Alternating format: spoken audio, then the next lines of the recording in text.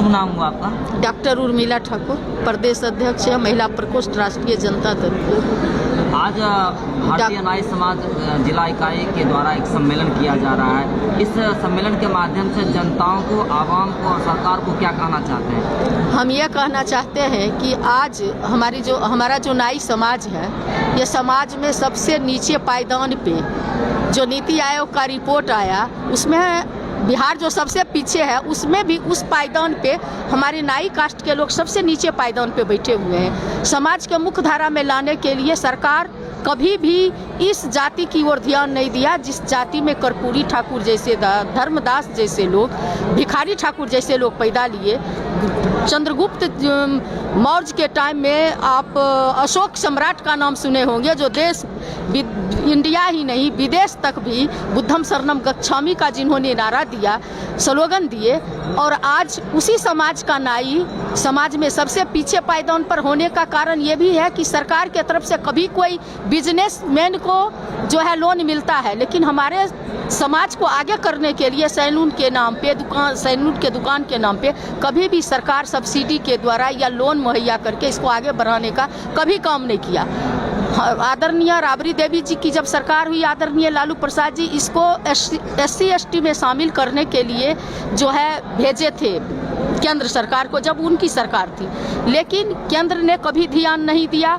और जब केंद्र बिहार में रिपोर्ट भेजे जिसको व्यक्तिगत ढांचा आधारित जो उसका क्या स्थिति है, जिसको एंथ्रोग्राफी रिपोर्ट कहते हैं, एसन सिन्हा इंस्टीट्यूट को दिया गया था, इसको नीतीश कुमार जी ने दबाने का काम किए। और केंद्र का काम है SC ST में शामिल करना, लेकिन अभी नरेंद्र मोदी जी को बिरला, टाटा, डालमिया, बजाज, मोदी, गोयनका, अडानी, अंबानी से फुर्सत मिलेगी तब ना हमारे जैसे छोटे कास्ट पर ध्यान देंगे। इसलिए हमारा कास्ट चाहे शिक्षा के क्षेत्र में हो, सामाजिक स्तर के क्षेत्र में हो, राजनीतिक स्तर पर सभी जगह से पिछड़े हुए हैं। डॉक्टर उर्मिला ठाकुर। बात करें अगर खासकर नाई समाज के लिए, तो ये आप बात कर रहे थे कि OBC को जातीय जनगणना के आधार पे कुछ काम हो, इसमें आपका क्या विचार था? जातीय जनगणना के आधार पर निश्चित रूप से इस देश में जातिगत जनगणना होनी चाहिए। जब पेड़ पौधों की गिनती है, बाघ और हिरण की गिनती है, जब हाथी की गिनती है, तो जाति की गिनती क्यों नहीं होगा? जब तक जाति की गिनती नहीं होगी तब तक कैसे पता चलेगा कि इस देश में 125 करोड़ में जो है 20 लाख लोग बिना घर का रोड किनारे सोता है? कैसे पता चलेगा कि 20 लाख लोग एक ही घर में 10 परिवार रहने पे मजबूर है? जब तक जातिगत जनगणना नहीं होगी तब तक जिसको लाभुक को लाभ पहुंचना चाहिए वो पता नहीं चलेगा। और जातिगत जनगणना हो जाने के बाद समाज में किनको सहायता की जरूरत है पता चल जाएगा, कौन लोग भीख मांग रहे हैं, कौन लोग बेघर है,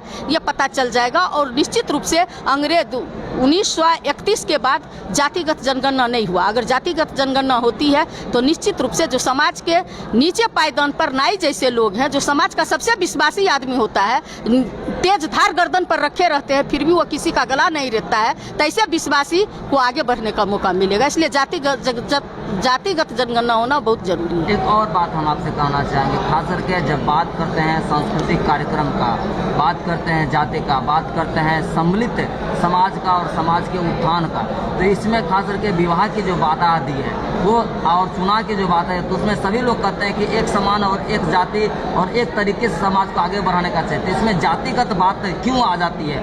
क्या जो भी फॉरवर्ड कास्ट है या बैकवर्ड कास्ट है, सभी एक जगह एक वोट के क्रम में क्यों नहीं आते? इसमें विभिन्नता काहे है? नहीं, देखिए, बाबा भीमराव अंबेडकर ने अपने लेखनी के द्वारा ऑपरेशन कर दिए कि वोट देने का अधिकार तो पहले था नहीं। जब से इस देश में संविधान बना तो नागरिक को वोट डालने का अधिकार मिला, और उन्होंने अपने कलम से ऑपरेशन कर दिया कि जितना वोट का कीमत रानी का होगा उतना ही वोट का कीमत एक मेहत रानी का होगा।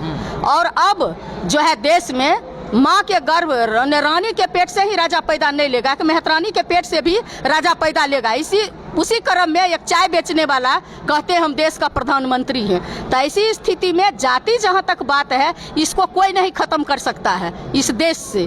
और जाति अगर खत्म होगी तो सबसे पहले गरीब और अमीर की जाति मिटानी पड़ेगी, तब जाति खत्म होगा। अंतरजातीय विवाह का भी तो बात चर्चा चल रहा है। जो लोग कर रहे हैं नहीं, जब बालिग लोग करते हैं तो करते ही हैं समाज में, उसको संवैधानिक अधिकार है, इसको कहाँ कोई रोकता है? ये तो संवैधानिक अधिकार है, अडल्ट लोग करते ही हैं, उसको कोई नहीं, तो कोर्ट ने हक दिया है, इसको कोई नहीं रोक सकता है। हाँ। जब बात करें चुनाव की, जब बात आती है तो वहाँ पे जब सभी कहते हैं कि सभी प्रकार के जाति धर्म एक जगह पर अगर काम करते हैं, तो फिर यहाँ पे जब व्यक्तिगत चुनाव में केवल जातिगत नहीं, सुनिए, जातिगत नहीं, ये तो उन लोगों से पूछिए जो गाय गंगा और दंगा की बात करते हैं, जो हिंदुस्तान और पाकिस्तान की बात करते हैं, जो मंदिर और कब्रिस्तान की बात करते हैं। आपको उनसे पूछना चाहिए जो जाति का स्लोगन दे करके हिंदू और मुसलमान में बांटते हैं अपने वोट के लिए। बाकी लोग नहीं बांटते हैं, ये झूठी थोथी दलील बाकी लोग पर करते हैं। ये बीजेपी वाले और केंद्र में बैठे हुए सरकार और 3rd नंबर की पार्टी, जो 1 नंबर की कुर्सी पर नीतीश कुमार जी बैठे हैं, उनसे पूछ सकते हैं।